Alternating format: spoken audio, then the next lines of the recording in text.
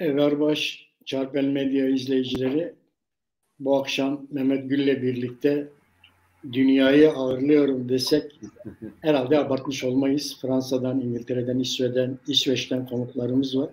Onlarla Paris katliamını konuşacağız. Mehmet Herame. Hermende abi. Fransa'dan İhsan Aydın bizimle. Kek İhsan Herati. Herdar ve Spas. İngiltere'den Doktor Ali Kemal bizimle. Kek Ali Herati. Ez bi Kurmancıya me xerle bibecim. Em xerle bibecim. Navxere David. Sağ olun. Muntas Herati. Gelek spas keknorla. Navxere David. Sağ olun. Gelek spas. Fransız katliamını konuşacağız. Avrupa'da nasıl yankılandı, nasıl değerlendirdi, hem Avrupa'daki siyasi çevrelerde hem de Avrupa'daki kamuoyunda bu mesele nasıl değerlendirdi. Hem katliam hem de katliamdan sonra yaşananları birlikte değerlendirmeye çalışacağız. Ama yine her zaman olduğu gibi programa başlamadan önce pazar günden bugüne 4 parça Kürdistan'daki gelişmelerden de çok kısa bir şekilde söz etmeye çalışalım. Kuzey Kürdistan ve Türkiye'deki en çok yaşanan olaylardan söz edersek, bugün Roboski katliamının yıl dönümüydü.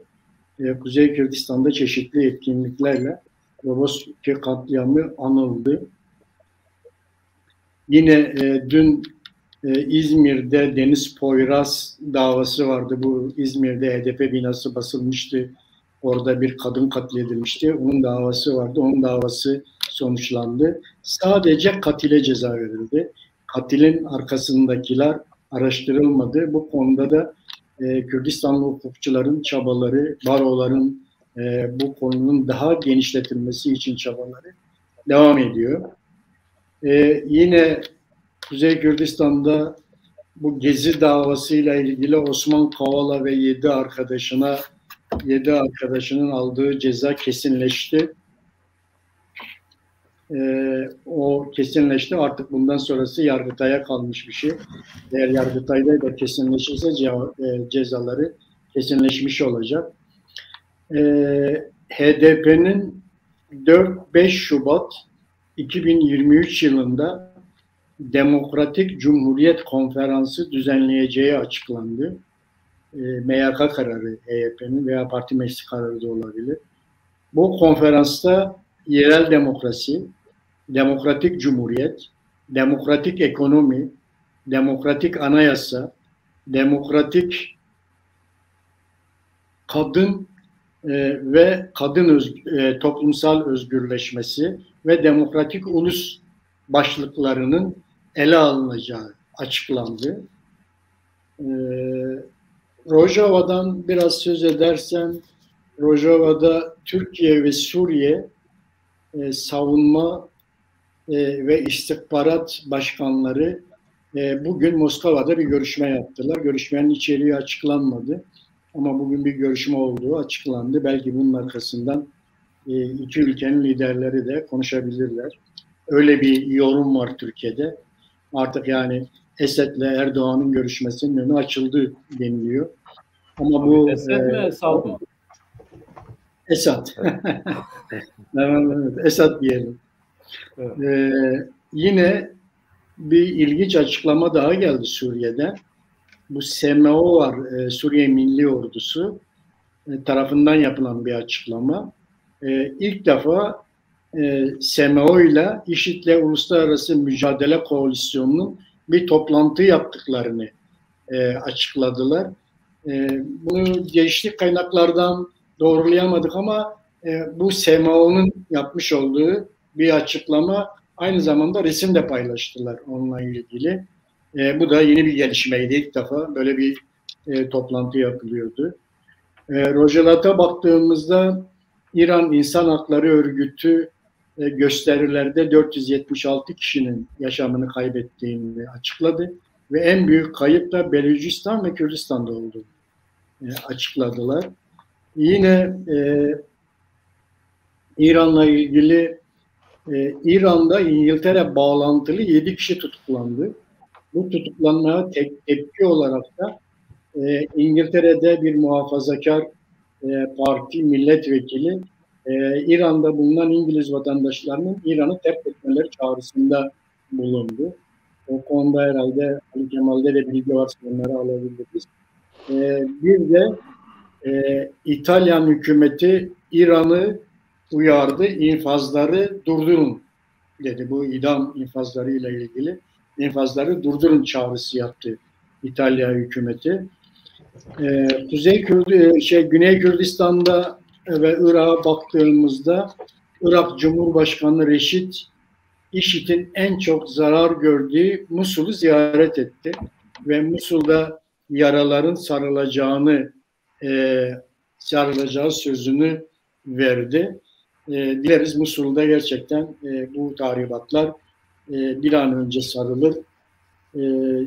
Diyelim eğer Irak gerçekten eski gücüne kavuşabilirse, yani orada bu tahribatları yerine getirebilecek kadar bir takım destekler verebilirse Musul için de iyi bir gelişme olacak burada. Şimdi benim 4 parçadaki pazar gününden bugüne kadar, çarşambaya kadar tespit ettiğim yeni şeyler bunlardı. Basında tespit ettiğim yeni gelişmeler bunlardı. İsterseniz biz yavaş yavaş bu Paris meselesine girelim, Paris katliamıyla ilgili. Önce Fransa'dan İhsan Aydın bizimle.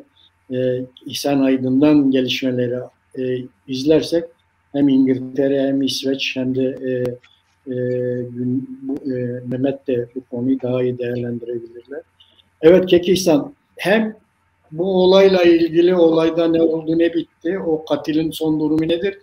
Bir de olaydan sonraki o eylemler, gelişmeler, bir de en son pazartesi yapılan yürüyüş. Bunlarla ilgili geniş bir şekilde bize anlatabilir misin Keki İhsan?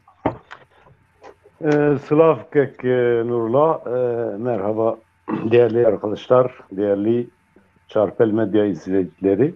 Her şeyden önce bu vefat eden 3 Kürdün ailelerine başsağlığı diliyoruz. Ruhları şad olsun. Şimdi olayın oluş biçimini zaten bütün medyadan herkes hemen hemen aynı şekilde az çok biliyor, duyuyorlar. Mesele şu, yani bu katilin geçmişi var. Bunun 2016 yılında işlediği bir suç var. 2021'de tekrar bu mültecilerin kamplarına saturayla saldıran bir durumu var. Fransa kanunlarına göre 10 yıldan az bir ceza istenilirse eğer savcı ya da mahkeme 10 yıldan az olunca bir yılı doldurdu mu, bu mahkeme sonuçlanmadı mı onu serbest bırakıyorlar. Kanun bu. Fakat şu var, şimdi bunun 2 defa bir işlemiş olduğu suç var yabancılara karşı, ırkçılıktan dolayı. Böylesi birisini yani 1 yıl sonra kasaturayla 2 kişiyi yaralıyor, 6 çadırı yerle bir ediyor. Bunun içeride kalmasına yani içeride 1 yıl sonra bırakılmasına göz yumuluyor. Fakat bu mültecilerin hakkında para cezası kesiliyor ve bunlardan birisi, Maroklu birisi kendi ülkesine gönderiliyor çünkü kağıtsız, oturumu yok. Yani Fransa gibi bir ülke, demokratik bir ülkede doğrudur. Ama laşkalaşma da var burada. Dışarıdan bilindiği gibi değil. Yani hukuk niye bu şekilde işliyor? Böylesi tehlikeli bir insanın neden bu 1 yıl içerisinde yargılamıyorsunuz da 1 yılı doldurduğu zaman kanunen bu böyledir, bunu serbest bırakacağız. Serbest bıraktınız, okey. Ama bu insan kontrol altında olmalı. Polisin rahatça takip edeceği bilezikler takılmalı ve ki öyle oluyor. Bana göre burada bir terslik var. Bu terslik şu, yabancı birisi olsaydı çok kolaylıkla bu şekilde 1 yıl sonra bırakmazlar. Yani Fransız toplumunda bu da var. Fransız toplumu Kürtlere karşı bir bütün olarak Kürtlere karşı büyük bir sempatileri var. Bu ayrı bir konu. Sağcısından solcusuna kadar, demokratından ne bileyim sosyal demokratına kadar herkes Kürtler konusunda hemfikir ve destekçileridir. Fransa'da öyle bir durum var ki toplumunda birçok şeyde anlaşmıyorlar ama Kürtler konusunda anlaşıyorlar. Yekpare oluyor. Böyle bir durum da var. Fakat ulaşkalık var hukukta. Devletin burada sorumluluğu var. Devletin sorumluluğu şu şekilde. Yani bir yıl sonra bırakıyorsun, bu adam daha önce saturayla saldırmış insanlara, bundan 4-5 yıl önce 2016'da da aynı şekilde suç işlemiş, ırkçılık yapmış ve geliyor diyor ki ben gittim Senduni'de yabancıların olduğu yere gittim fakat fazla kimseyi bulamadım, o yüzden Ahmet Kaya Kültür Merkezi önüne geldim. Şimdi burada ilk saatlerde böyle direkt bir tepki oluştu Kürtlerde. Vay efendim bu, yani Türk devleti bunu yapmış. Yapar mı? Yapar. Ama ilk saatlerde böyle bir şeyin hemen aktarılması bence asılsızdır. Türk devletinin sicili temiz değil. Onu biliyoruz. Roboski var. Daha gündemimizde şu anda. 17 bin faili meşhur var. Musa Anter, Tahir Elçi gibi durumların göz önündedir. Onu yapabilir ama hemen bir çırpıda neden İçişleri Bakanı dememiş ki Türk devleti yapmış. Bu mantıklı bir şey değil. Cumhurbaşkanı Macron İçişleri Bakanı. Peki sen özür dilerim bir araya gireyim. Burada yani bu olayın bu şekilde yansıtılmasının belli bir amacı olabilir mi? Şimdi Kek Mehmet şu var. Olay daha yeni olmuş. Daha yeni olmuş. Herkes takip ediyor televizyonlardan, radyolardan takip ediyor. Cumhurbaşkanı İçişleri Bakanı'nın seyahatini iptal etti. Hemen olay yerine git diye. Gelip burada açıklama yaptı. 3 dakika sonra bu açıklamadan sonra zaten Cumhurbaşkanı mesajında dedi ki yani Kürtler Paris'in kalbinde hedef alınmış. Bu başlı başına önemli bir olaydır. İçişleri Bakanı burada açıklamasını bitirir bitirmez bizimkiler başladılar slogan atmaya. Vay neden demiyorlar ki fail şudur, şular tarafından organize edilmiş. Kimse bir şey bilmiyor dahi. Kimse bir şey bilmiyor yani. Öyle bir heyecanla tabii ilk İçişleri Bakanı'nın konuşmasından sonra o biraz çatışmalar oldu. Çok basit bir şekilde geçti. Polisler gerçekten çok tahammüllü davrandılar. Kürtlerin derdini anlıyorlar. Bundan 10 yıl önce 20 gün kala Sakine Cansız ve arkadaşların durumu ortada. Ve şu ana kadar da öyle herhangi bir açıklama olmamış. Fransa diyor ki bu devlet sırrıdır. Devlet sırrıdır tamam da şimdi 10 yıl sonra sen bu olayı açıklamazsan tabii ki heyecanlı bir kitle var ve galeyana gelen kitleler var. Şurada şunu demek istiyorum. Bu birinci günde basit bir şekilde geçti. Yani 6 polis yaralandı. Sadece bir kişiyi gözaltına aldılar, bir Kürdü. Ertesi gün hatta orada İçişleri Bakanı açıklama yaptı. Dedi ki mitinglerinizi, gösterilerinizi yapın. Normal şartlarda yapma hakkınız var. Onu da söyledi. Şimdi ikinci gün Republik'teki o mitingde burada ben bir sınıflandırma yapacağım. Birincisi beyinsiz takım var. Kürtlerden bahsediyorum. Beyinsiz takım var. İkincisi provokatörler var. Üçüncüsü goşistler var. Dördüncüsü sadece o görüşlere yatkın olmayan, yani onların dışında onlara yakın olmayan geniş bir yelpaze, bir Kürt yurtsever çevresi o gösteriye katıldılar. Burada gelmiş birisi işte bir kamyonette bir bozkurt işareti yapmış. Tabii ki yapar provokatörler bu tür durumlarda. galeyana yani milleti galeyana getirmek için orada olacaklar. Şimdi bu olayda Türk devletinin parmağı var mı yok mu daha ilk saatlerde hiç kimse bunu bilemez. Fransız devleti de böyle bir açıklama yapma durumunda değil. O bir. Diğer bir husus takip ediyorduk. Yani saatlerce televizyon başında takip ediyorduk. Hatta o gösteriyi düzenleyen organizatörler de bunu da söylemek lazım. Defalarca anons yapıyorlar. Yapmayın, etmeyin, bu bize yaramaz, etmeyin, yapmayın. Ama ok yaydan fırladı. Beyinsizler takımı diyorum ya. Beyinsizler takımı ile çapulcular ve provokatörler bir araya geldi mi? İşte sonuç bu oldu. Maalesef bu Kürtlere mal oldu. Yani Fransa gibi bir ülkede kendi kapılarını bize açmış, Kürtlere en yakın bir devlet olarak hükümet ve halk olarak, sadece hükümet değil, halk olarak bize kapılarını açmış ve birinci günde öyle bir sempati doğdu ki hem medyada hem halk arasında öyle bir sempati doğdu ki ikinci günde bunu terse çevirdiler bazıları. Karanlık İşte burada şunu sormak istiyorum peki İhsan. Şimdi tabii niyetim olayın anlaşılması. Mesela bu çapulcular, boşistler ya da senin ifadenle akılsızlar birinci gün bir şey yapmadılar ama ikinci gün sokaklara çıktılar. Acaba diyorum, yani burada biz sadece bu kitlelerin yapısından hareketle mi bunu yaptıklarını söylüyoruz? Yoksa gerçekten bütün bunları bir araya getiren bir farklı bir odak mı vardı? Yani böyle bir şeyler sezdiniz mi ya da hissettiniz mi? Ya da bunlara alan mı açıldı?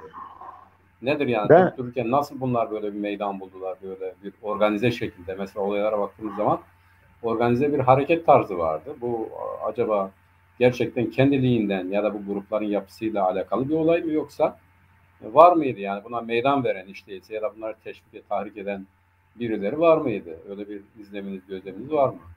Peki Mehmet, şimdi böylesi bir durumda Sezai Temelli gibileri eğer derse vurun, yakın, bırak yansın Paris, bunu duyan, o beyinsiz takımını diyorum, bunu duyan elbette diyor, bak bizim eski eş başkanımız da bunu söylüyor.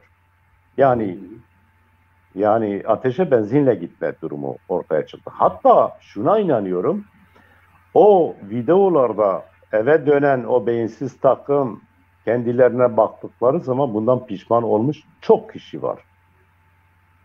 Çok kişi var.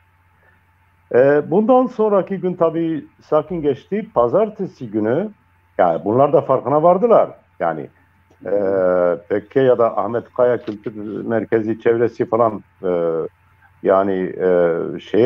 bunu söylemek istiyorum. Yani Sezar'ı öldür ama hakkını da ver. Birçok açıklamalar oldu. Sakin olun, bu bize yaramaz, bu bize zararlıdır. O konuda da çabaları oldu. Ama bu arada perde arkasındaki kişiler ne yaptılar, ne ettiler onu bilemiyoruz. Yani çünkü bu kitle çok çabuk heyecana gelebilecek, galeyana gelebilecek bir kitle var burada. Çok geniş bir yelpazede de yurtsever insanlar var. Oraya katılan, o mitinge katılan insanların hepsi Ahmet Kaya Kültür Merkezi'nin adamları, üyeleri değil. Onu da bilmek lazım. Burada Kürtler hedef alınmış. Kürtler hedef alındığı gibi Fransızlardan tut, yabancılara kadar, diğer Kürtlere kadar herkes oraya koştu. Çünkü burada Macron'un dediği gibi Kürtler Paris'in kalbinde hedef alınmışlar. Bunu tersine çevirmek, yani Kürtlere herhangi bir faydası yok. Bu sempatiyi tersine çevirmek. Bunu yapanlar, arkada kimler var, hangi karanlık güçler var, hangi karanlık eller var, bu tabii sorulması gereken sorulardır. Ama üçüncü günde tabii o pazartesi günkü yürüyüşte çok sakin, çok rahat, hiçbir partinin, bir başkanın şunun bunun hamlemi flaması olmadan o olay çok sakin bir şekilde sonuca vardı. Ve umarım bu ilk ve son olur. Çünkü Paris gibi, Fransa gibi bir ülke bize en yakın olan dostumuz, kapıları açan bugün değil, dün değil. 27-28'lerden beri Suriye'deki o Kürtlerle ilişkilerinden beri bu ilişki devam ediyor. O kadar entelektüel bir seviyeye gelen Fransızlar Kürt davasını kendi davası gibi sahiplenince biz burada kalkıp arabalarını yakıyoruz, camlarını kırıyoruz. Ne bileyim yani bu felaket bir şey. Lanetlenecek bir şey. Bunu söylemek lazım. Söylemek lazım ki bir daha bu tür olaylar tekrarlanmasın.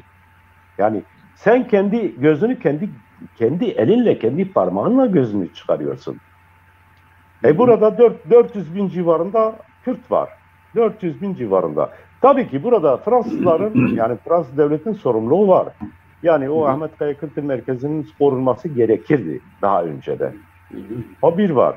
İkincisi bu Sakine Cansız ve arkadaşlarının katlının 10 yıl geçmesine rağmen bir açıklama yapılmadı.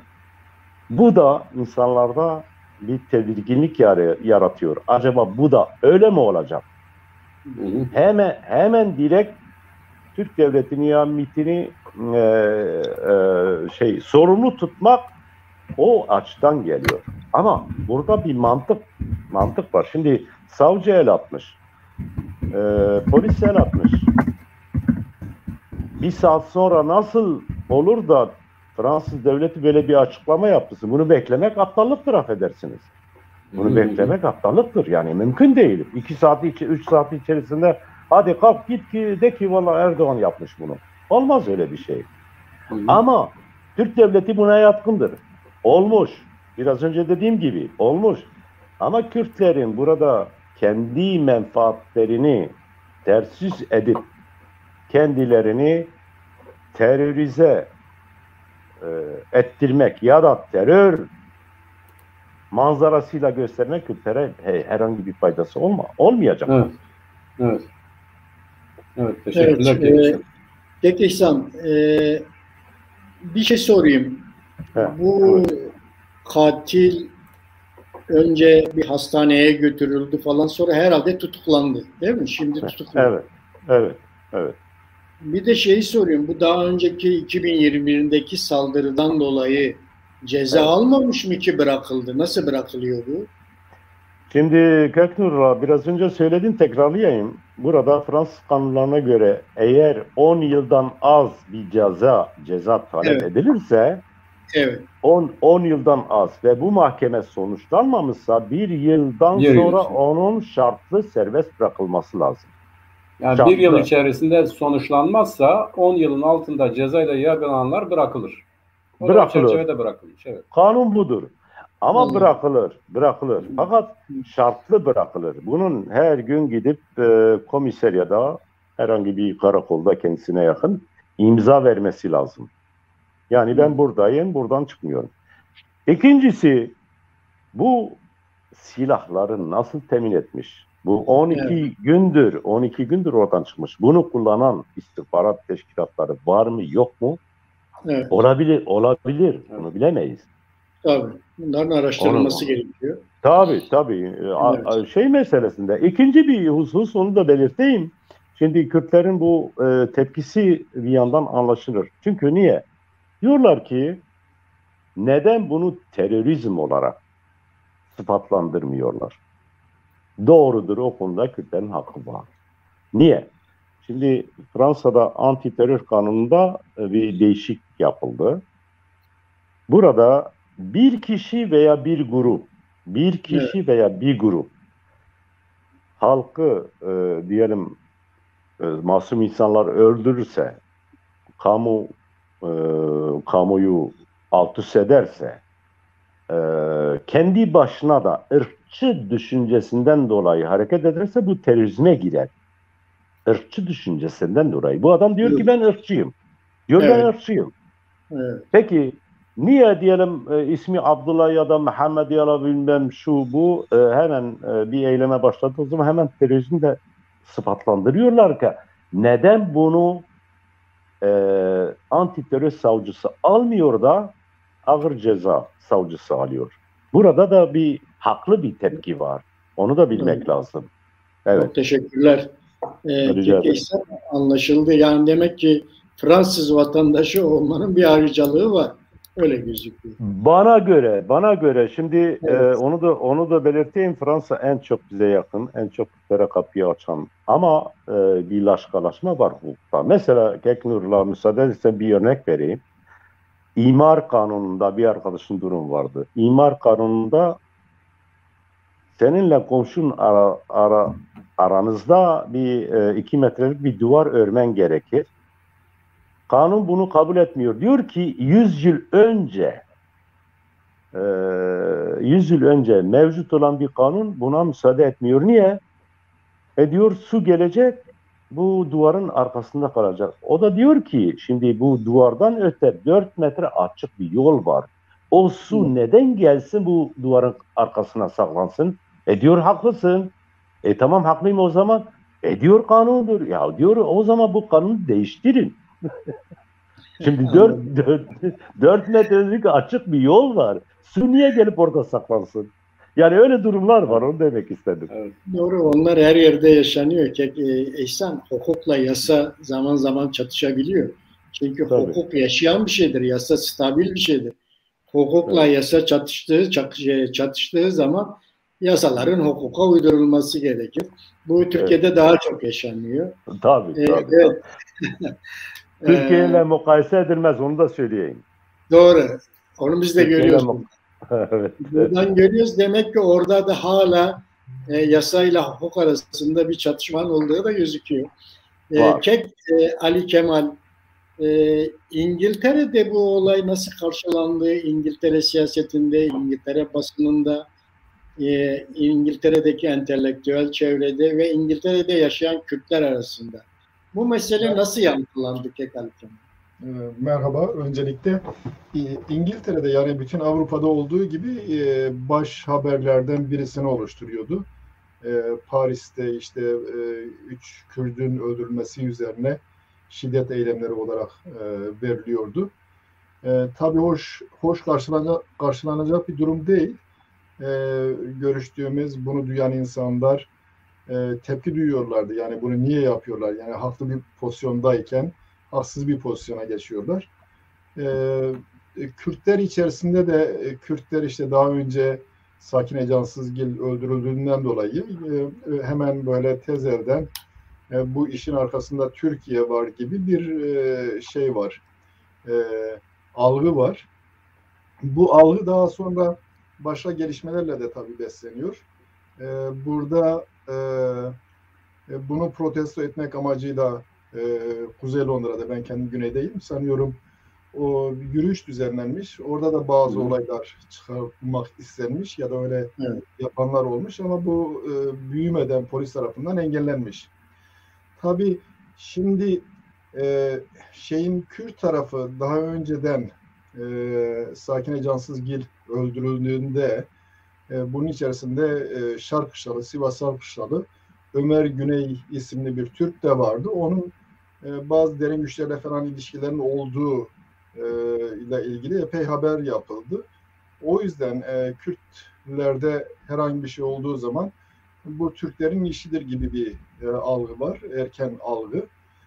Bunu araştırmadan, bu konudaki araştırma da tabii özellikle polisin görevidir. Böyle tez elden sonuçlara varan bir eğilim var. Kürtlerin bir başka özelliği de tabii çabuk tahrik olması. Bunu herkes biliyor ve Kürtlerle oynayan güçler de bunu çok erken biliyor. Ama ben kendi düşüncemi söyleyecek olursam bu iki eylem de öldürülme olayı herhangi bir çatışma gibi değerlendirilecek bir durum değil. Sivillere yönelik, Kürt sivillere yönelik saldırı. O yüzden her ikisi de terörizm kapsamında ele alınması lazım. Eğer bu saldırı Türklere yapılmış olsaydı normal olarak bizim Kürtler olarak tepkimiz ne olacaktı? Bunu kınamak şeklinde olacaktı. İster anlaşalım, ister anlaşmayalım, ister aramızda problem olsun. Biz bunu kınamamız gerektiğidir. Çünkü sivillere yönelik haksız bir şekilde, özellikle bu ikincisi zaten faşist tarafından yapılıyor. Fakat Türkiye'de en sorumlu ağızlar, bunların başında Cumhurbaşkanı Sözcüsü Kalın da var. Daha sonra Milli Savunma Bakanı Hulusi Akar da var. Gelişen olaylar sonrasında bunu fırsata çevirmek istediler. Halbuki bu öldürülen insanlar, bunların vatandaşı, Türkiye'nin vatandaşları. Senin onlarla problemin olabilir ama öldürme gibi zaten kendisi terörizm olan bir vaka sonucunda bunların bunu sahiplenmesi gerekliydi. Neyi sahiplenmesi gerekliydi? Bu insanların, vatandaşlarını sahiplenmesi lazım gerekliydi. Polisten bunun aydınlatılmasını istemesi ve kınamaları gerekliydi. Yani insani tavır bunu gerektirir. Fakat bunu yapmamaları, burada yapılmış yanlış şeylere fırsata çevirmek istemeleri, ister istemez daha sonra Kürt kamuoyunda aha görüyor musunuz gibi bir sonucun doğmasına neden oldu. Tabii bu işte öteden beri 3 taraf var. Olay Fransa'da oluyor. Tamam, Fransa daha önceki Sakine Cansızgil'in öldürülmesindeki bulgularını kamuoyuyla paylaşmadı. Diğer taraftan Ömer Güney tarafı var. Bu konuda Türkiye'nin de bilgisi var. Türkiye'de herhangi bir şey paylaşmadı. Ya da söylemedi, biz bu işte bağlantı içerisinde değiliz. Hatta bunun başka derin odakların yardımıyla işlendiğiyle ilgili bilmiyorum bir dizi haber sızdı. Üçüncüsü de PKK tarafı. Haydi Fransa yapmadı. Haydi Türkiye yapmadı. PKK'nın bu konuyla ilgili bilgisinin olması lazım. En azından Ömer Güney'i oraya kim sorumlu olarak atadı? Bunu dışarıda birileri yapamaz. Bunu Türkiye kendi başına da yapamaz. Öyleyse PKK içerisinde onların ilişkileri nasıl işiyorsa birileri bunu atadı. Bu konudaki sorumluları ortaya çıkarması lazım. Bu konudaki sorumlular ortaya çıkarıldığı zaman bundan sonraki gelişmeler, benzeri olaylarında çıkmasını engellemek mümkün olabilirdi. Ama bu olmadı. Bunun benzeri olan bir şekilde bir olay daha işlendi. Ben burada içeriden birilerinin zamanla ilgili bilgi verme ihtimalinin olduğunu düşünüyorum. Yani ben polis olsam bunu araştırırım. İçeride kimler bilgi veriyor?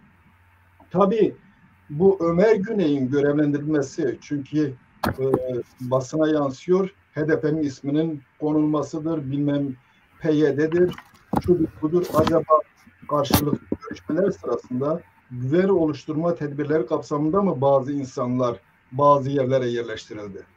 Onu da düşünmek lazım. Eğer öyleyse şu andaki durum nasıl? O zaman böyle bir durum varsa tabii Kürtler için faciadır. Türkiye demokrasi için de bir faciadır. Bu olayın bir tarafı, bu tabii faşistin kullanılması, bunu hangi güçler ayarladı? Acaba bu faşist, rasist, ırkçı eğilimli olan insanlarla IŞİD arasında bir bağlantı var mı? Bunun da araştırılması lazım. Eğer öyleyse bu belki hapishanede ayarlanmıştır. Buna belki para sözü verilmiştir. Tabii bu polisin şeyi dahilinde. Bu provokasyon yapılmasında işte dediğimiz gibi Kürtlerin tarihe eğilimli olması, daha önceki biriktirdik öfke, ama bunu kullanmak isteyenler olacaktır. Sezai temelli bu konudaki en önemli şeylerden bir tanesi. Tweetini paylaşması. Bu gösteriyor ki sadece bu işin içerisinde Sezai temelli değil, başkaları da var. Bu durumda öncelikle HDP'nin Sezai temelli ile ilgili araştırma yapması lazım. İkincisi, çok adi vakalarda, önemsiz şeylerde Türkiye parlamentosu milletvekillerle ilgili sorun yaparken bununla ilgili bugüne kadar herhangi bir gelişme olmadı. Düşün, bir milletvekilidir, başka bir ülkede yakın diyor. Bu durumda aslında Türkiye'deki parlamentonun da kendi içerisinde Sezai temelli ile ilgili araştırma yapması lazım. bunu en azından mahkum etmesi lazım. Kendi milletvekilleri nihayetinde başka bir ülkeye karşı kışkırtıcı bir eylem yapıyor. Şimdi bu durumda ne yapılabilir? Madem Kürt Derneği'dir, bunlar PKK ile ilişkili olabilir. Onlar herhangi bir araştırma yapmıyorlar. O zaman müsaade etsinler. Bunlar dışında Türk ve Kürt akil adamlarından oluşan bir komisyon gitsin inceleme yapmasın geçmişteki şeylerle ilgili. Durum nedir? Buna izin verirler mi acaba? İzin vereceklerini sanmıyorum. Bu bir. İkincisi sanıyorum bu yapıların dışındaki aydınların, Kürt aydınlarının, Türk aydınlarının da buna tepki gösterecek ortak bir şey geliştirmeleri lazım. Maalesef Türk aydınları kesiminde sivillere yönelik böylesi katliamları kınayacak geniş çaplı bir kampanya olmadı. Bu konuda belki barolar rol oynayabilir. Bunu takip etme konusunda. Benim kanaatimce bu konuda Kürtlere de önemli görev düşüyor. Birlikte tepki gösterecek bildiri hazırlayabilirler. Barolara gidebilirler. Ondan sonra Türk aydınlarının da böyle bir tepki geliştirmesi, şeyin izleyicisi olmaları, bu gelişmelerin takip etmeleri kanımca yararlı olacaktır. Bu zira bir çatışma değil, çatışma sonucunda ölme değil, suikastlerdir. Böyle suikastler anlayışının politikaya egemen kılınması halinde bu karşıdaki şeyleri de teşvik eder. Acaba bu seçimler yaklaşırken bu tür şeyler mi oluyor, neler oluyor onu da bilemiyoruz. Tabii Türkiye basında ben mesela Mehmet Ağa diye birisini izledim. Haber Global'de falan şey yapıyor. O diyordu Amerika yapmıştır. Niye Fransa? Abdullah Ağa, pardon. O diyordu çünkü Amerika bu işin arkasında var. Çünkü Fransa Türkiye'nin oynamak istediği rol oynuyor falan. O tür şeyler, yorumlar yapıyordu. En azından bunun doğru olmadığını, başka doğrunun ne olduğunu ortaya çıkarabilmek için ya da ona yaklaşabilmek için meselenin daha yakından takipçisi olmak gerekiyor. Bu şeyin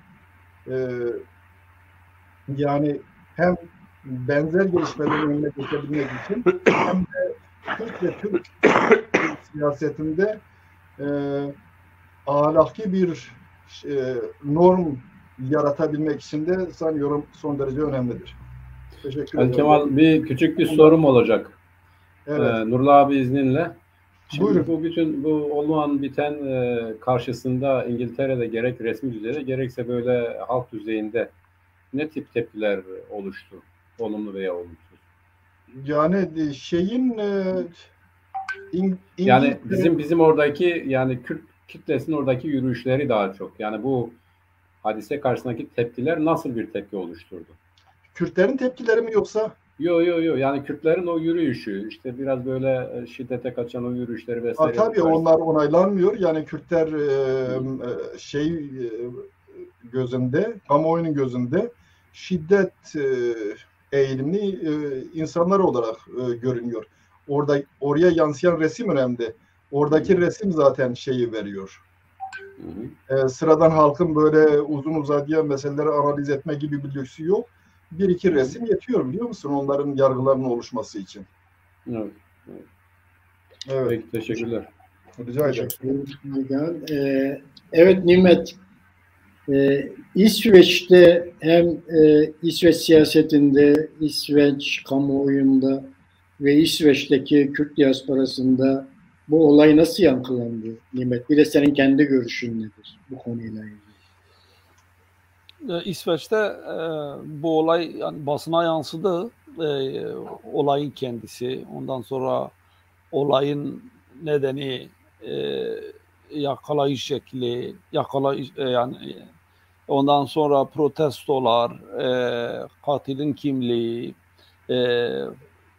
bir de Fransa elçisinin de Ankara'da Dışişleri Bakanlığı tarafında çağrılış şekli ve orada konuşulanlar İsveç basına yansıdı.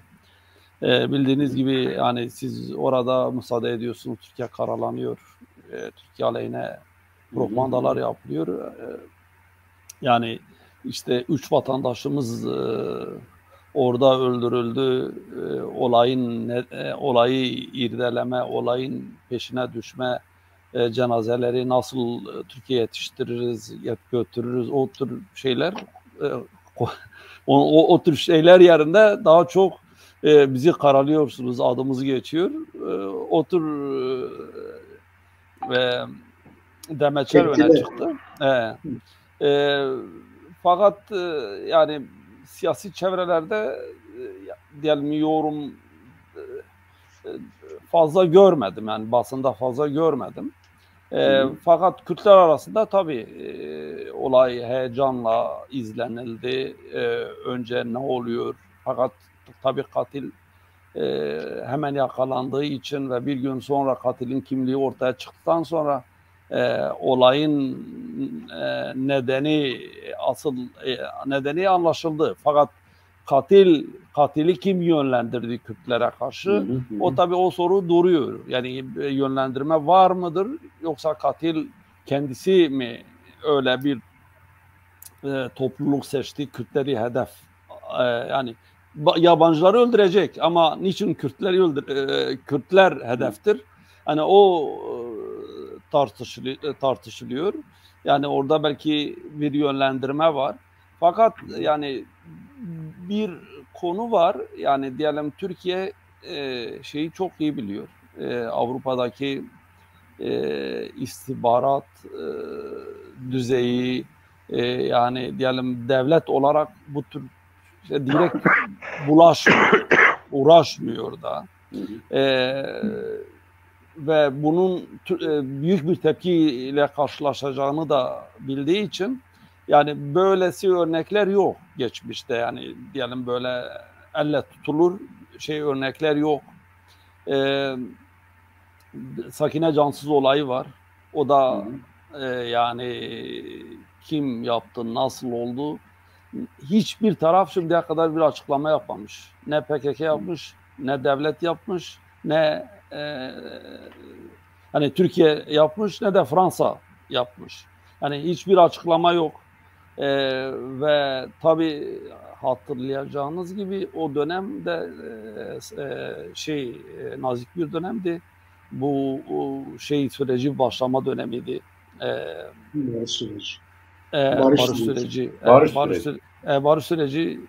Barış sürecinin başlangıcıydı, o dönemdeydi.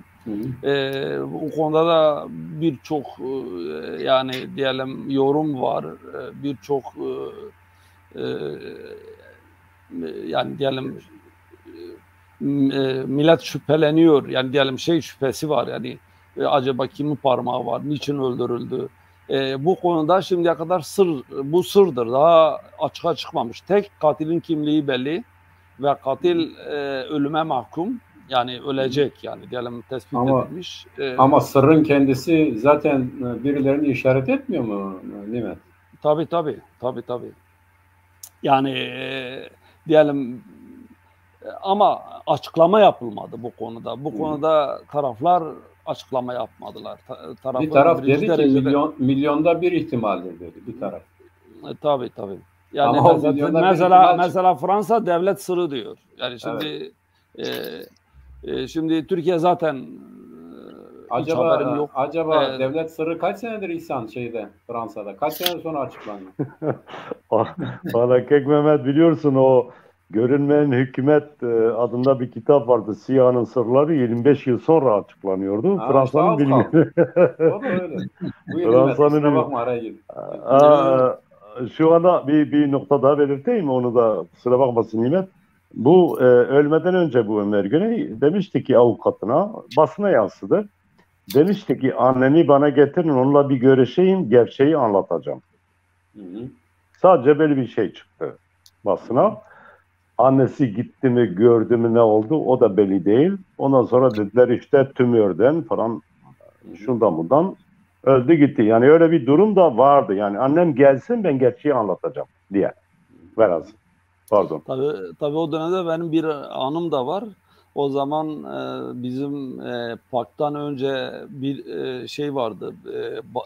Kürdistan'ın bir parti kurma inisiyatifimiz vardı. O dönem tam o dönemdi. 4-5 arkadaş Paris'e toplantı yapmak için gitmiştik. Daha yeni Sakine Cansız öldürülmüştü. O öldürüldüğü yerin kapısına gittik, çiçek bıraktık.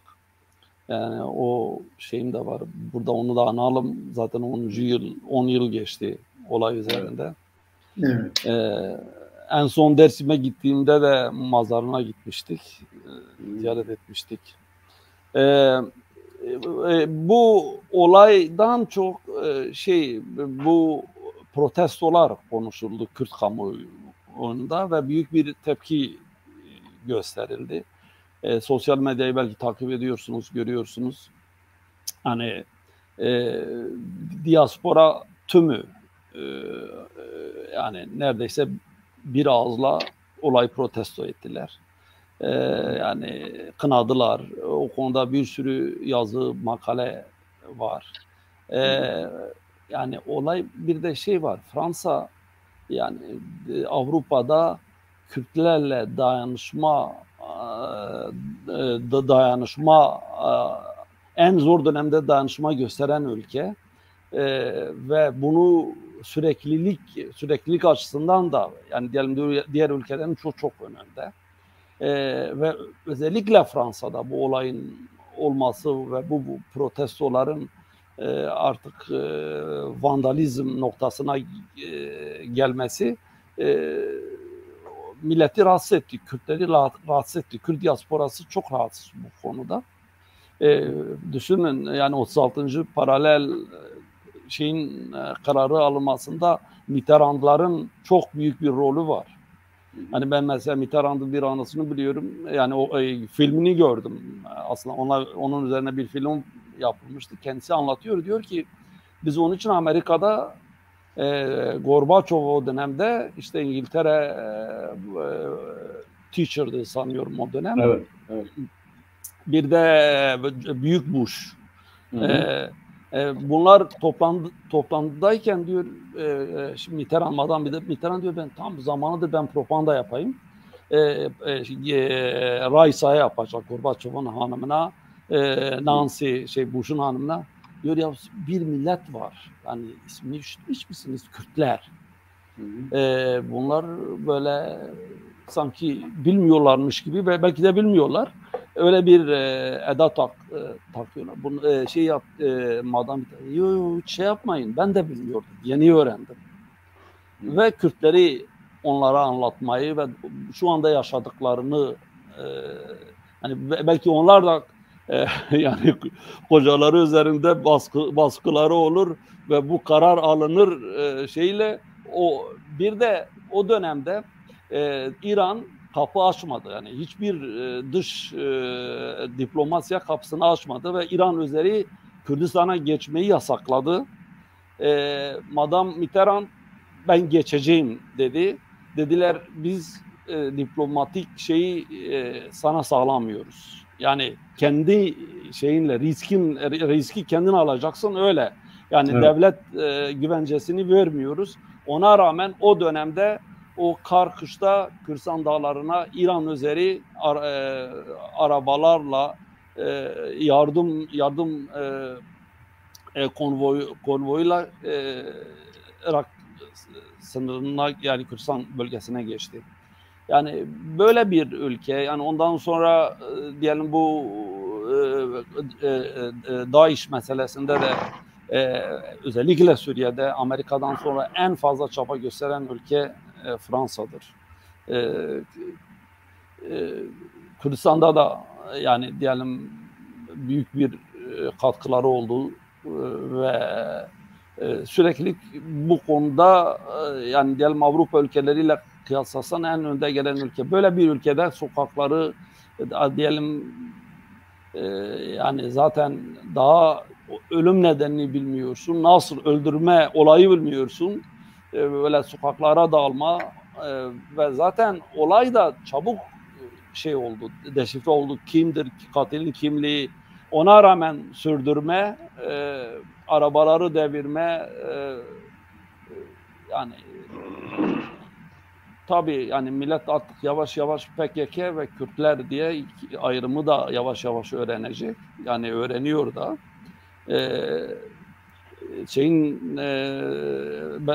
Paris Belediye Başkanı'nın tavrı da yani takdire şayandır. Tam o dönemde o Fransa bayrağı yarıya indirildiğinde Kürdistan bayrağını da Fransa bayrağının yanına dikti ve onu da yarıya indirdi. Yani bu mesele diasporayı çok rahatsız etti ve hala hangi mesele? Yani olayın kendisi mi? Olayın kendisinden çok olayın protesto şekli. Evet. Bir şey sorabilir miyim burada Ekeki sana? Evet, buyurun. Bu daha önceki olayda mesela Sakine Cansızgil'in öldürülmesiyle ilgili olayda Sakine Cansız ve yanındakilerin pozisyonunu biliyoruz. Bunlar bir örgütün kadroları. Peki bu durumda bunların pozisyonları nasıl? Bir örgüt içerisinde herhangi bir statüleri falan var mı? Kimin? Bu öldürülenlerin seçilmiş mi yoksa tesadüfi olarak o içerisinde bunlar rast gelmiş? Evet, anladım.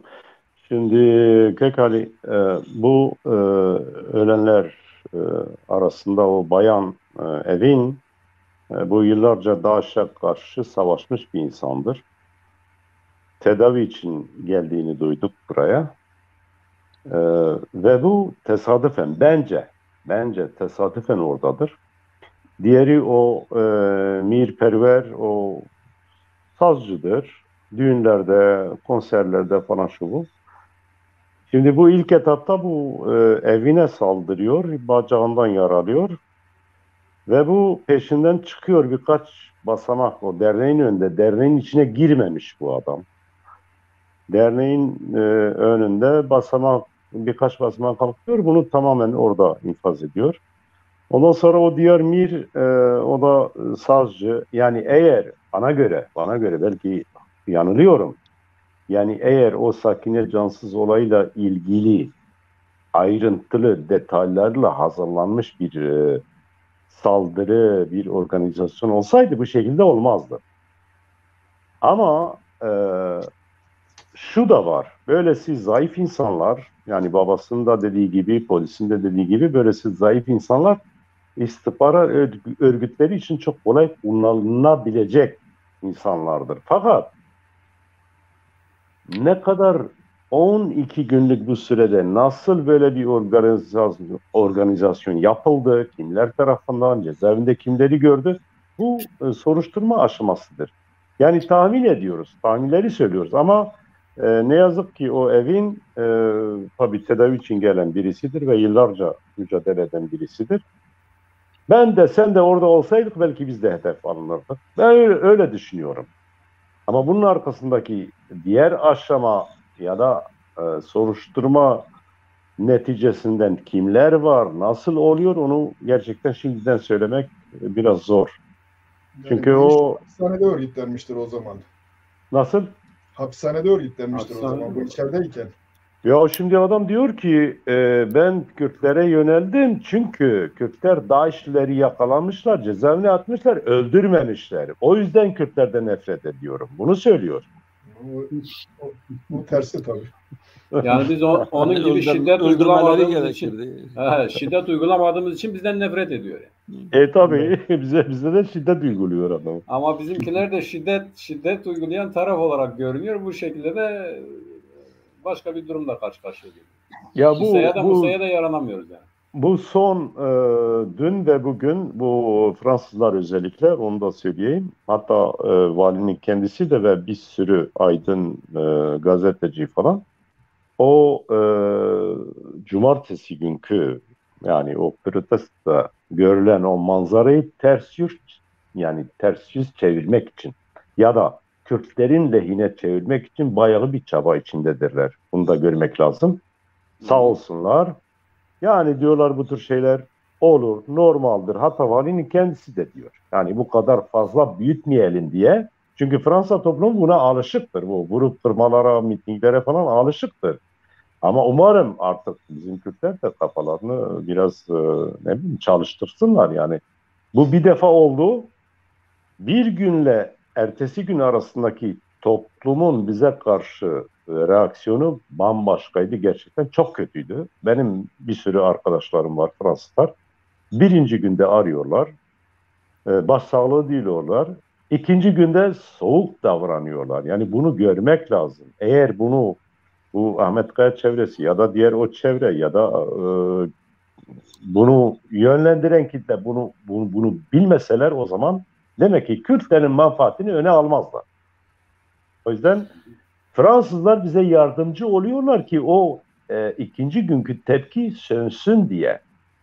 Bu kadar bizi seven bir halktır. Yani biz bunu niye ters yüz ederiz? Ya bence bilinçli bir provokasyondur. PKK bunu her zaman korkuyu yaşatmak için hem kendi çevresine hem de diğer çevrelere ilk kez yapmıyor. Çok daha önce de yani yapıyor. Ondan sonra valla işte yaptılar, gençler yaptılar, haberimiz yoktu. Mitingde bazıları provokaya geldiler türünde açıklamalarla izah ediyorlar ama gerçeği yani sürekli yani kullandıkları bir metottur. Ama Avrupa'da bunu yapma Avrupa kamuoyunu çok etkiliyor. Çünkü mesela bilinçli bir kamuoyudur. Herkes biliyor ki o belediyenin masrafları, o kırılan camlar, o kırılan otobüs durakları, bilmiyorum arabalar, bunlar vergiyle, onlardan gelen vergiyle ödeniliyor. Ve yani hem yani bu tür konularda çok duyarlıdırlar. Hem Kürtlerle millet olarak danışma içerisinde olan Avrupa'da diyelim en önde ülkede böyle olaylar yaratma yani bizim için çok eksi bir durumdur. Ama yani bu olaylar birkaç ülkede de daha önceleri oldu, özellikle Almanya'da. Artık millet Kürtlerle PKK ayrımını da yapıyor. Ve bu daha da zaten ikinci, üçüncü gün ki yani son gündeki protestolarda hiçbir olay olmadı. Ama o ilk gün bir gün önceki olayı yıkamıyor. Yani yapmıyor, temizlemiyor. Peki oradaki fark Nimet, Kekiksan da daha yakından izledi. Hiçbir olay olmadı dediniz ya, sebebi neydi yani? Niye bir olay olmadı? Çünkü şu var Mehmet, büyük bir tepki gördüler. Büyük bir tepki. Hem Fransızlardan, Fransız toplumundan hem de oraya katılan, o mitinge katılan Kürtlerin kendilerinden tepki gördüler. Yani bu tepki ve o kadar büyük. Olaysız geçen mitingdeki dikkat çekici hadise neydi? Yani ne oldu da Fransız polisi müdahale etmedi ya da ne oldu da onlar nizami bir şekilde protesto yaptı? Yani onu demek istiyorum. İlk mitingdeki olaylar, o bütün sabahtan akşama kadar bütün gazeteler, televizyonlar yayınladılar. Bir sürü Kürtler, oraya giden, o mitinge katılan Kürtler de tepki gösterdiler. Bir sürü Kürtler tepki gösterdiler. Bunlar farkına vardılar. Dediler ki bundan sonra böyle bir şey tamamen bizi mahvedecek. Pazartesi günkü mitingde çok sakin, hiçbir poster, ne Öcalan'ın, ne PKK bayrağının, ne şunu bunun katılımı olmadan sakin bir şekilde geçti. Şimdi umarım bu böyle devam eder. Yani umarım. Anladım. Tamam. Evet. Biz sorayım mı, bu ortalığı terörize etme kimi tarafından örgütlenmiş olursa olsun muhtemelen Fransa'nın, Macron'un Kürtlerle ilgili politikasına da bir ayar verme amacı taşıyor mu? Eğer taşıyorsa bu nasıl bir ayar olabilir? KK bana mı soruyorsun? Yani En yakın sensin. En yakın sensin, tanık sensin yani. Şimdi 93-94'lerde tam tarihi bilmiyorum. Nusaybin'de bir Nevroz kutlandı ve herhalde o zamanki İçişleri Bakanı mıydı her kimse dedi ki yani Nusaybinleri kutluyorum, olaysız geçti bu Nevroz. Eğer hatırlıyorsanız bilmiyorum. Ben hatırlıyorum çünkü benim memleketim. Ertesi gün bunlar dediler, apucular dediler, aha Nusaybin böyle zararsız geçti, böyle sakin geçti. Hadi bakalım caddeye inin. Şimdi Necdet Fransa'daki... Menzil'di.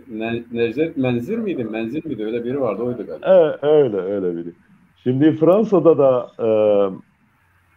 ya bu mantığa göre ya Macron bana göre hareket edecek ya da kabul etmiyorum. Böyle iş mi olur ya? Bir devlet başkanıdır, cumhurbaşkanıdır. Ama burada tanıdığım kadarıyla aklı selim insanlar da var aralarında. Deli dolu insanlar da var. Beyinsiz insanlar da var. Yani onu da bu kategoride sınıflandırıyorum. Ama sorumluluk yine bunlara geliyor. Yani bu yaşanan olaylar Ahmet Kaya Kültür Merkezi'nin defterine yazılıyor. Eğer bunlar gerçekten Fransa'nın bu tavrından, bu yaklaşımından faydalanmak istiyorlarsa ki herhangi bir devlet, Fransa olsun başka bir devlet, kendi devlet menfaatini her şeyden önce tutar. Bunu bilmek lazım. Ya Fransa bize her şeyi istediğimiz gibi kabul edecek ya da şunu bunu yapacağız. Olmaz öyle bir şey. Bence bu pazartesi günkü şeyden sonra, o mitikten sonra bence biraz kendilerine geldiler. Ben öyle görüyorum. Bundan sonra ne olacak? Diğer perde arkasındakiler neler yapacak onu bilemeyiz. Ama benim gördüğüm, tanık olduğum defalarca da mikrofonlarla bağırıp çağırıyorlar. Mesela o videolarda birisini görüyorum. Siz de belki gördünüz. La diyor kuru bu araba mey araba mey yapmayın bu bizim arabam. Hiç umurunda değil. Adam deviriyor. Beyinsiz ya deviriyor. Evet yani, izledim, ben de izledim onları doğru. Yani temelli onu dürtmüş ya. Temelli diyor hadi vurun yıkın. Adam diyor o bizim başkanımız değil. Biz niye yıkmayalım? Yani öyle bir durum var maalesef. Evet. Fakat geniş bir kitle var. Yani şu anda 400 bin civarında Kürt kitlesi var Fransa'da. Şimdi 400 bin kişiyi devletin savunması mümkün değil. Ama önemli noktalar var. Bunu yapması lazımdı. Devletin bunu kuruması lazım. Onlar diyorlar açıklamalarında diyorlar ki biz devletten koruma talep ettik, vermediler. Ne derece doğru onu bilemeyiz. Böylesi bir yer tıklım dolu. Her gün böyle dolu. Ama tabii İçişleri Bakanı'nın hemen açıklamasından sonra 24 saat boyunca Kürtlerin kurumları 24 saat boyunca koruma altında olacak diye bir açıklama yaptı o esnada. Başka? Teşekkürler İhsan. Mehmet, ben de tabii bu Fransa'nın bu olaydan bir hafta önce Fransa devlet yetkililerinin Rojava'ya gitmesi ve Rojava'da hava savunma sistemi kuracaklarını açıklamalarının arkasından da gelen bir olay bu. Bunların hepsini değerlendirdiğinde Avrupa'yı da dinledin. Sen ne diyeceksin Mehmet bu işe? Şimdi abi arkadaşlarımız zaten önemli açıklamalar, önemli bilgiler verdiler. Yani bizi izleyenler bu konuyla ilgili epeyce bilgi sahibi olmuşlar. Zaten bir olayı anlamak için öyle bilgi sahibi olmak lazım. Bilgi olmadan hareket edersek işte son ortaya çıkan hadisede olduğu gibi kaldırdığımız taşı kendi ayaklarımıza vururuz. Yani bugün konuşmamız gereken bu meseleden hareketle uluslararası düzeyde Kürtlerin bir siyasal temsili olması gerekirken şimdi biz Türkler bu şiddet protestolarından sonra Kürtler nedir ne değildir onu tartışıyoruz. Nasıl karşıladılar onu tartışıyoruz. Tabii kötü olan bu. Olabilir. Bu hadise küçük ya da önemsiz bir insanın gerçekleştirdiği bir hadise gibi görünse de serencamına baktığımız zaman bu vatandaş henüz 12 gündür çıkmış ama muhteşem şekilde silahlı. O kullandığı malzeme de zaten ender bulunan malzemelerden biri. Yani onun şeyine baktığımız zaman orada gayet yüklü de gitmiş. Birkaç tane şarjörle gidiyor adam. Kendi açıklaması ben ırkçıyım ama Kürtleri ırkçılığından dolayı değil adeta işte bu IŞİD'lileri neden temizlemediler diye saldırdım onlara, hedef aldım gibi çok bilinçli hani bir psikolojik eksikliği, psikolojik sorunları olan birinin açıklamalarına hiç benzemiyor. Ya da öyle görünen bir vatandaşın birileri tarafından doldurmasıyla alakalı bir şey olarak görülebilir. Öyle ya da böyle. Bu hadise hiçbir tarafla bağlantılı olmasa bile ortaya çıktıktan sonra zaten birileri bunu kullanacaktı. Yani kullanıyorlar da.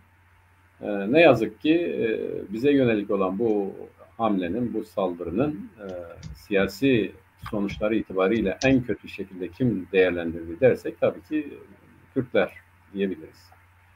En kötü şekilde bunu değerlendiren ya da bunun üzerinden harekete geçen Kürtler oldu. Bence bunun üzerine durmak lazım. Neden böyledir? Örneğin yani neden böyledir diye sorarken kimi siyasal çizgiler zaten bu tip eylemlere mutmaindir. Yani bu tip eylemlerden mutlu olur ya da ister ya da bunlara açıktır. Yani o çizginin kendisiyle alakalı bir şeydir. Ne demektir bu? Örneğin birinin çıkıp da işte Paris'i yakın edin ya da Paris yanıyor kim durumda gibi bir takım tweetler atmasıyla zaten belli bir anlayışın ortaya konduğu bellidir. Bu anlayış, bu çizgi, bu tip hareketleri doğurur. Önemli olan bu gibi durumlarda bu zihniyetten, bu anlayıştan uzak durmaktır. Yani bir ulusal meselede, bir halkın haklı meselesinde tahrik derecesi ne kadar yüksek olursa olsun, saldırı ne kadar büyük olursa olsun her zaman aklı başına hareket etmek gerekiyor. Her zaman milletin ortak menfaatleri çerçevesinde davranmak gerekiyor.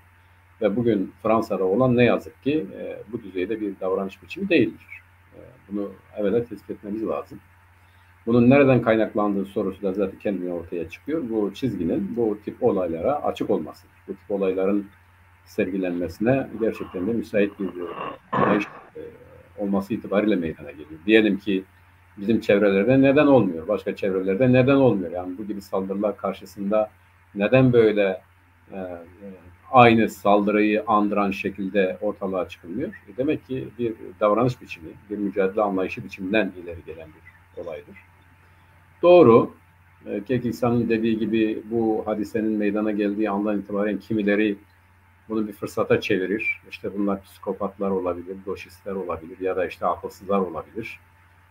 Fakat hangi alanda meydana geliyor o çok önemlidir. Ben de izledim, ben de gördüm. Kimileri buna müdahale etti, yapmayın etmeyin diyenler oldu. Bu bize zarar veriyor diyenler oldu. Yani o olayın kendisi içerisinde.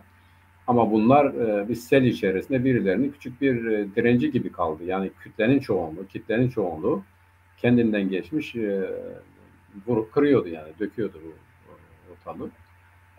Bu demek ki aynı zamanda doğru bir takım nedenler olmakla beraber meydana geldiği zihniyet itibariyle buna uygun bir ortam bulmasıdır. Onun için evvela Kürtlerin siyasal mücadele çizgisi itibariyle bu tip hadiselere kapalı olması lazım. Bu tip hadiselerin meydana gelebileceği açıkları kapatması lazım. Daha bilinçli, daha derli toplu, daha düzeyli hareket edilmesi lazım. Şimdi geçmişteki hadiseye gidersek abi bu sakinelerin olayına orada zaten herkes doğru yani böyle bizim herkesin anlayacağı şekilde bir şey söylemedi ama herhalde her şey anlaşıldı. Örneğin birisi dedi ki bu olayla Türk milletinin alakası yoktur. Milyonda bir olsa da düşünmek lazım ama 1 milyonda bir gerçekleşti yani. Sonradan cemaat ile bu şey arasında bir deşifrasyon meselesi ortaya çıktı. İşte bu işin MİT'le alakalı olduğunu gösteren belgeler gösterildi. Sonra Ömer Güney'in Türkiye'ye gelip gittiği buradaki ilişkileri deşifre edildi. Sonra Fransa işte şimdi diyor ki bu devlet sırrıdır. Zaten devlet sırrı dediği andan itibaren de zaten ne olduğunu biliyoruz. Bütün bunlar bize bu hadisenin, Sakineler hadisesinin gerçekten de büyük mahviller tarafından örgütlenip hayata geçirildiği. Ama kullanılan unsurun da kesinlikle ve kesinlikle bir tesadüf olmadığı, uzun vadeli bir çalışmanın ürünü olduğu. Bu da şu anlama geliyor. Zaten o alanlarda başından beri yerleştirilen, var olan ama yeri zamanı geldiğinde kullanılan unsurlar var. Bu hadisede de böyle. Yani bunu görmek lazım. Bu birdenbire hemen ben buldum, ayarladım, yapıyorum olayla olacak bir şey değil. Zaten orada vardır devlet ya da devletin unsurları. Yeri zamanı geldiğinde hangisini nasıl kullanacağı konusuna karar veriyor ve harekete geçiyor. Bunun ikinci gün daha fazla bir şiddetle ortaya çıkmasının en büyük nedenlerden biri de budur. Yani bu hadisenin meydana gelmesi bir provokasyon da olabilir ya da kendiliğinden de olabilir. Kendilerini saldırı ama o ikinci günkü eylemde benim görebildiğim kadarıyla bilinçli unsurların harekete geçmesi ve bilinçsizleri, Geksan dediği gibi akılsızları harekete geçirmesi hadisesidir. Bunu görmemiz lazım. Bunlara kapalı olmak için de, bunların meydana gelmesini önlemek için de evvela siyasal çizgi itibariyle bunlara kapalı olacaksınız ki kimse sizin alanınızda at oynatamazsın. Ama siz zaten alanı açmışsanız, orada at koşturmak serbesttir ya da orada zaten süvariler varsa sizin yapabileceğiniz fazla bir şey yoktur diye düşünüyorum. Şimdi bence bundan sonra Ali Kemal da önemli şeyler söyledi. Bütün arkadaşlarım da önemli şeyler söyledi Tazla İhsan'da. Fakat şu var, bence artık o potansiyelimiz ya da o imkan var mı yok mu bilemiyorum ama yani bu olayın müdahale olmak lazım. Varsa bizim hukukçuların bunu takip etmesi lazım. Fransa bundan ne gibi şeyler çıkarır diye değil. Yani hukuksal düzeyde kim buna müdahil olabiliyorsa, avukatlar vesaireler ya da Ahmet Kaya Derneği her neyse kurumsal bazda da böyledir. Kesinlikle ve kesinlikle buna müdahil olmak lazım. Avrupa'nın hukuksal düzeni içerisinde neler yapılabiliyorsa kesinlikle bunu yapmak lazım. Yani peşini bırakmamak lazım. İşte bir önceki hadisede bırakıldı ya da yeterince ilgilenilmedi ya da Roboski'ye bakalım. Roboski'de örneğin Avrupa'ya götürülecekti bu hadise. Birisi geç kaldı bu bir işlemin yapılması için üzerine düşeni yapmadılar. Roboski yani bir halkın öldürülmesi, katledilmesi hadisesi bu kadar açık bir hadise. Avrupa İnsan Hakları Meclisi'ne gitmekten alıkonuldu. Bunlarda eğer biz üzerimize düşeni yapmazsak bunlar meydana geliyor. Roboski'de bunu yapan nedir? Ya özür diliyorum, kabahat benimdir, hepsi bu kadar. Böyle olmamalı. Bu kadar ucuz olmamalı yani. Yani bugün de Avrupa'da da eğer biz bir daha böyle hadiselerin olmamasını istiyorsak bence varsa orada bizim bu konuda harekete geçebilecek kurum, kuruluş ya da şahıslar sahip çıkmalı, müdahil olmalı ve sonuna kadar takip etmelidirler diye düşünüyorum. Bu konuda söyleyeceğim budur adı kısaca. Zaten arkadaşlarımız diğer bilgiyi verdiler. Teşekkür ediyoruz hepsine. Aydınlandık. Olay gününde biliyorsun biz hemen Faysal'a bağlandık. Faysal da önemli, o sıcağına önemli bilgiler verdi. Söyleyeceklerim bunlar. Yani önemli olan bizim bugünden itibaren tedbirli, akıllı ve disiplinli hareket etmemizdir. Başka bunun önlemenin bir yolu yordamı yoktur yani. Ben bir şey söyleyebilir miyim? Bu Sakine Cansız olayında bazı Kürt avukatları duyumlarıma göre müdahil olmak istediler. PKK izin vermedi. İşte bak burada yine önemli bir şey daha söyleyeyim. Şimdi Türkiye'nin rolüne, yani mesela birileri bu hadise meydana geldiği andan itibaren diyor ki Türkiye bunu yapmıştır. Şimdi bu bir refleks. Yani bizim düşmanımız yapsa bile bu refleksle değil, akılla hareket etmek lazım. Bir iki, bak Türkiye ne yaptı? Akıllı işte bize karşı siyasetine gidip Japonya'da bir Kürtçe kurs açılmış, ona bile müdahale eden bir devletin tavrı ne oldu? Fransızları çağırdı. İşte Ali Kemal'in dediği gibi cenazelerimiz ne oluyor sahip çıkmak yerine kendi vatandaşlarına neden bunlar burada katledildi sormak yerine dedi ki biz sizinle terör konusunda işbirliği yapmaya hazırız. Ne demektir bu? Buraların raptı zapt altına alınması. İşte bunlar bir liste sunacaklar. Bak bu işleri yapanlar bunlardır, şunlardır diye bir işbirliği oluşturmaya çalışacaklar. Şimdi Kürtlerin böyle bir hadiseden hareketle kendi davalarını gündemleştirmesi lazım. Yani kendilerini koruma altına alması, tanınması lazımken maalesef böyle malzeme haline dönüşebiliyoruz. Tek Mümtaz'ın dediği de çok önemli. Zaten yani eğer bir yerlerde bir şeyler varsa kesinlikle bir biçimde onu engeller yani. Onu da bilincinde olmak lazım. Yani tabii ben şeyde bu tür olaylar yani bu ilk olay değil yani bu olaya benzer bir sürü daha önce Almanya'da benzer olaylar oldu ve aynı Paris sokaklarında gördüğümüz sahneleri orada da gördük yani Paris en son şeyi tabii yani tüm Kürtlerin istemi yani bu çevrenin de bu tür konularda daha duyarlı olmasını istiyor, talep ediyor. Fakat bilmiyorum bundan sonra nasıl olur, nasıl davranırlar. Fakat devlet de son dönemde özellikle cemaate karşı direkt suikast değil de onları takip ederek tehditlerle veyahut da sindirme yollarıyla İsveç'te birkaç tane olay var. Özellikle Erdoğan'ın açıklamalarında adını andığı ve İsveç'ten talep ettiği özellikle birkaç tane gazeteci daha önce saldırıya uğradılar. Ve saldırı olayları yani sanki tekil bir olaymış gibi, sanki normal bir kavga türünde. Fakat diyelim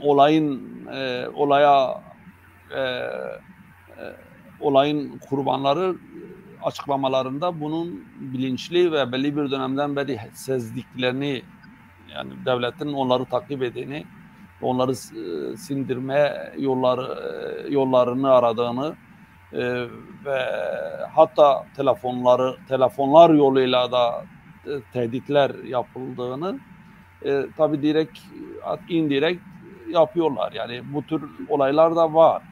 Fakat direkt Kürtlerle ilgili yani bilmiyorum, son dönemlerde hiç hani basına yansıyan veyahut da bizim duyumlarımız fazla bilmiyorum.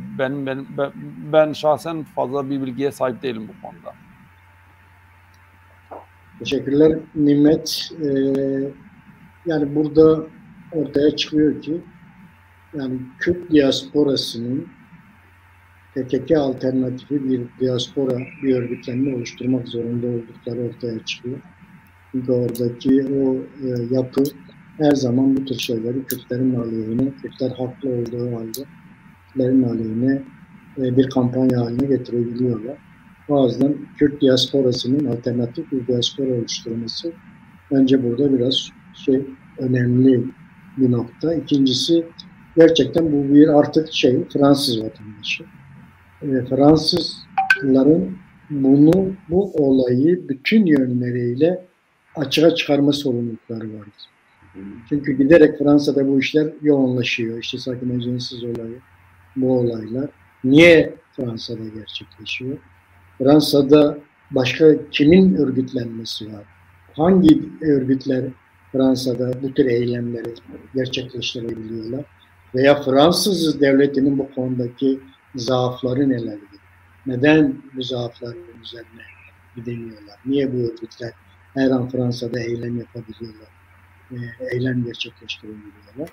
Bu adam nasıl silahlandı? Bu adam niye Kürt mahallesini tercih etti? Ve nasıl bu silahları ele geçirdi? Bu da bir Fransız vatandaşı. Fransızlar artık yani bu konuda ellerinde olmayan hiçbir şey yok. Bütün yetki, bütün güç, bütün bilgi Fransız devletinin önünde. Eğer gerçekten Kürtlere yardım etmek istiyorlarsa, yani bir Kürt dostu olarak Fransız devletinin bu katliamı her yönüyle dünya kamuoyunun önüne açık dökmeleri lazım. Kendi eksiklikleriyle beraber. Neden? Abi onu yapmazlar. Biz ilgilenmezsek yapmazlar. Mümkün değil abi. Yani bizim müdahil olmamız lazım. Başka çare yok. Başka bu işin oluru yok yani.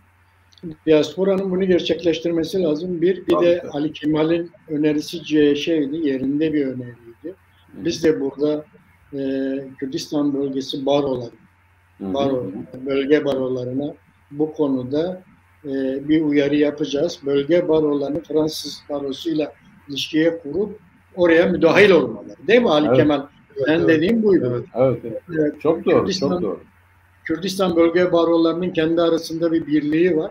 O Kürdistan bölge baroları, Kuzey Kürdistan bölge baroları Fransız barosuyla ilişki kurup o olaya müdahil olmaları da bu işin açığa çıkmasında, unutulmamasında, hasar altı edilmemesinde önemli bir etken olacaktı. Eğer Fransız devleti bölge barolarının bu işe müdahil olmasını kabul ederlerse bunun etmek zorunda. Etmek zorunda. Yani onun şeyi yok.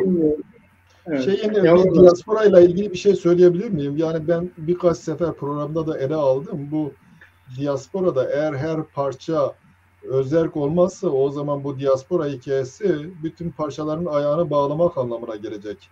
Böyle bir riski var biliyor musun? Yani senin parçanda bir şey oluyor, diğer parça hiç ilgilendirmiyor ama birliktesin diye tepki gösteremiyorsun. Öyle olmaması lazım bu işin. Evet. Özerk olur, üstte de bir masa olur sadece dayanışma amacıyla. Öyle olur.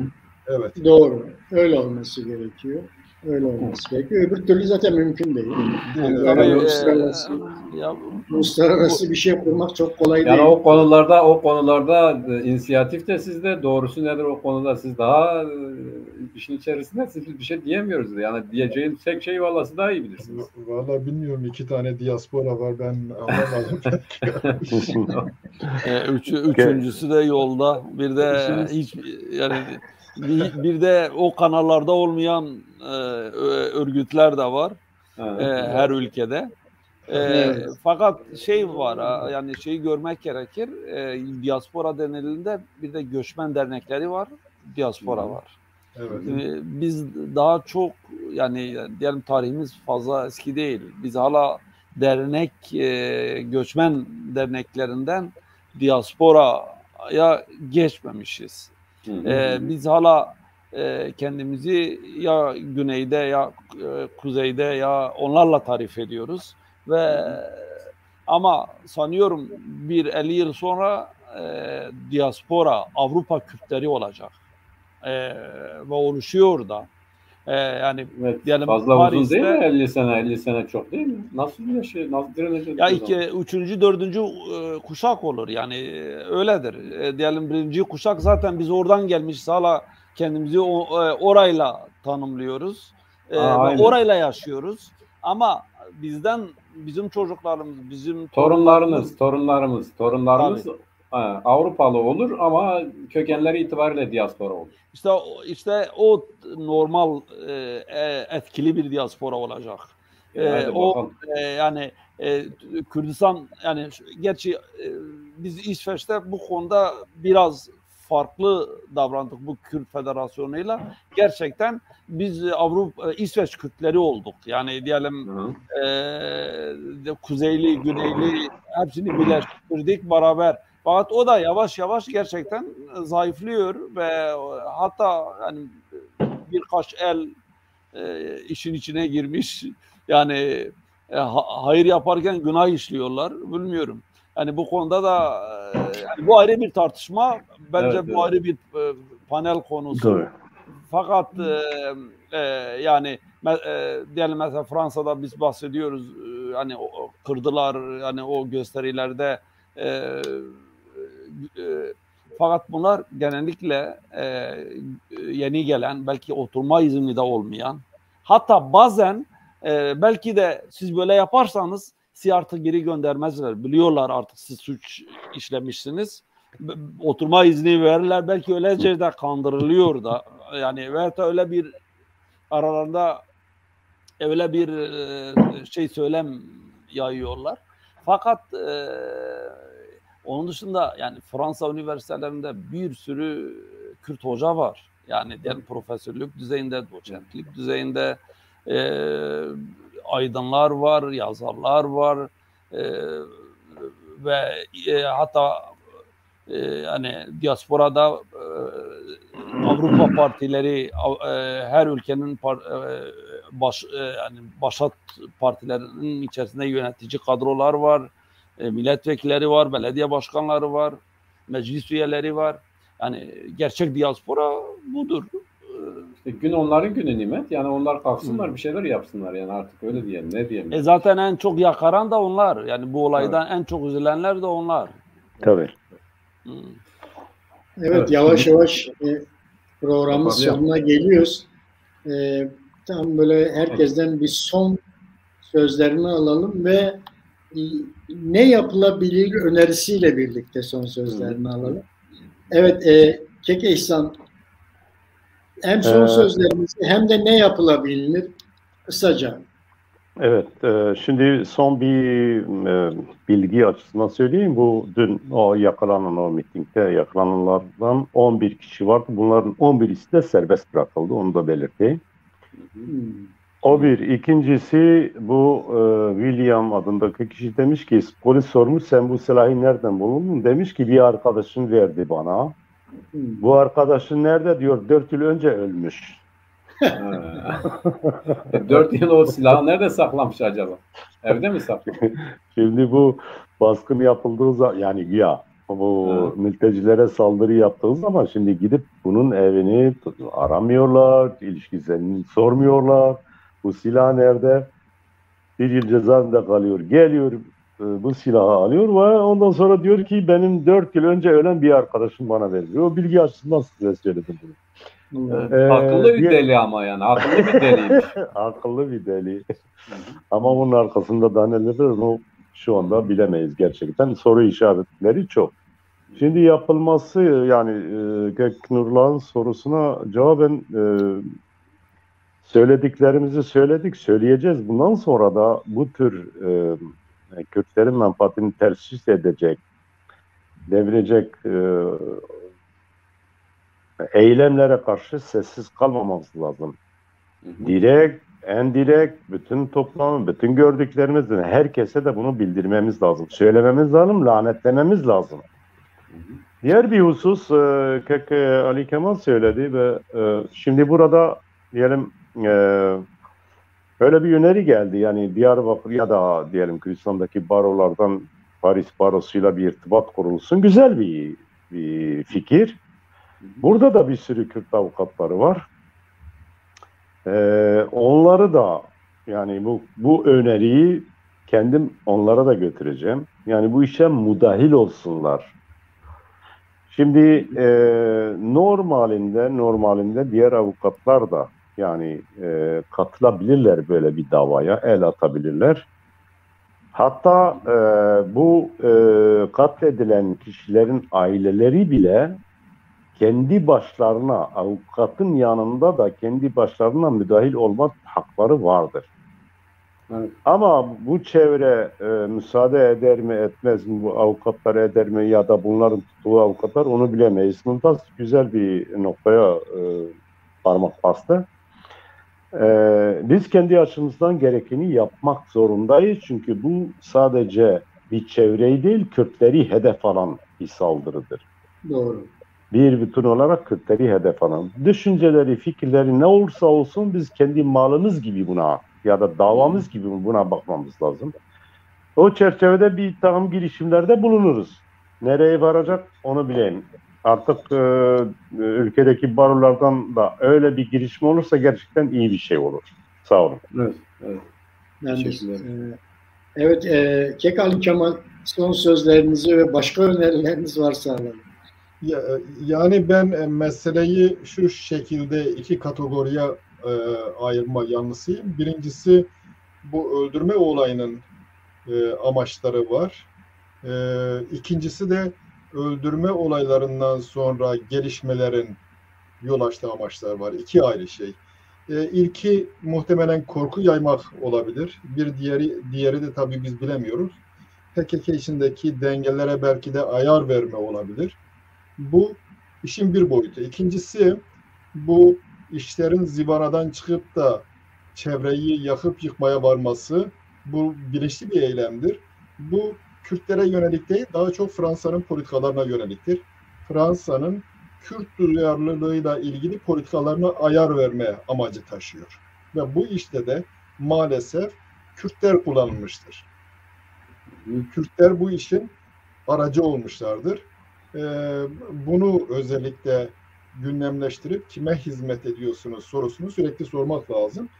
Tabii olay Fransa'da gerçekleştiğinden dolayı Fransa'da bulunan Kürt kurumlarının bu işte öncelikle müdahil olması lazım. Mesela ben Fransa'daki Kürt Enstitüsü'nden bir şeye öncü olmasını beklerdim. Yani bu gibi durumlarda eğer çıkıp da tavır koyamıyorsa diğer durumlarda fazla önemli değil. En azından biz Kürtler bu tür şeyleri, protestoları onaylamıyoruz. Bu Kürt halkını bağlamaz diye bir açıklama yapmaları gerekliydi. Bunu yapmış olsalardı bu konuda duyarlı olan hepimiz de bunu izleyecektik, destek verecektik. Bunu yaptılar Kekeli Kemal, bunu yaptılar. Ali. Evet. Belki gözünden kaçmıştır. Fransızca. Birkaç kez Fransız televizyonlarında bu açıklamayı yaptılar. Onu belirtmek istedim. Evet. Oldu. Tamam kızım. Evet, benim bu kadar. Çok teşekkürler. Ben teşekkür ederim. Sağ olun. Jack Mümtaz, senin önerilerini ve son sözlerini alalım. Bence yani bu olayda sevindirici yan Kürtlerin tepkisidir. Her yerden, her kademeden, her ülkeden ve her çevreden sesler yükseldi. Bu olay, yani olayın protesto şekli tasvip görmedi, protesto edildi. Bu tür protesto edildi. Ve bence bu konularda daha da duyarlı olmak gerekir. Yani özellikle PKK ve HDP çevresi bu konuda daha da duyarlı olmak zorunda.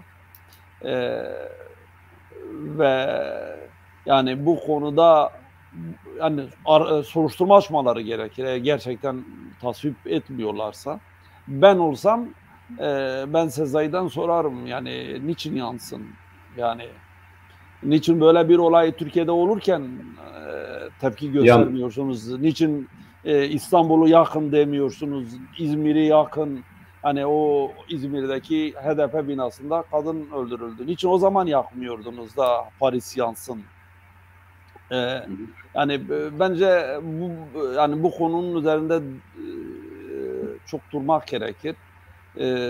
Ve diasporanın birlikteliği konusunda adım attıkça bu tür olaylar da yani olayların hem kapsamı hem de sayısı azalır yani. Çok teşekkürler. Evet Mehmet, senden de son sözlerini ve önerilerini alalım. Benden birincisi bunun takibidir. Her düzeyde, içeride, dışarıda, her neyse, nereye elimiz uzanıyorsa buna müdahale olup takip etmeliyiz. İkincisi de bu tip davranışlardan, bu protesto biçiminden kesinlikle vazgeçmeliyiz. Bunun da en etkin yolu bizim gibi çevrelerin bunlara da tavır koyması, tepki göstermesi.